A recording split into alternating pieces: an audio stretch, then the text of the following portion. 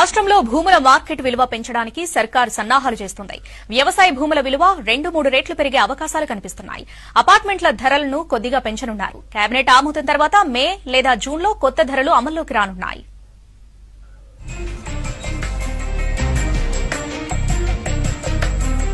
రాష్ట్రంలో వ్యవసాయ భూముల మార్కెట్ వాల్యూ భారీగా పెరగనుంది.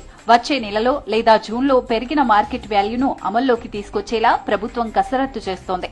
ఇప్పటికే ప్రతిపాదనలు సిద్దమయ్యాయి. వీటిపై రీసోర్స్ మొబిలైజేషన్ పై కేబినెట్ సబ్ కమిటీ అధ్యయనం చేసి తర్వాత కేబినెట్ ఆమోదం తీసుకోనున్నారు.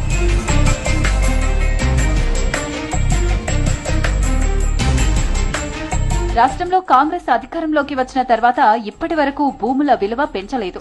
ఇప్పుడు మొదటిసారి మార్కెట్ వాల్యూను సవరించనున్నారు. స్టాంప్ డ్యూటీ విషయంలోనూ ప్రభుత్వం నిర్ణయం తీసుకునే అవకాశం ఉందని అధికారులు చెబుతున్నారు. వ్యవసాయ భూముల మార్కెట్ వాల్యూ గరిష్టంగా 2 నుంచి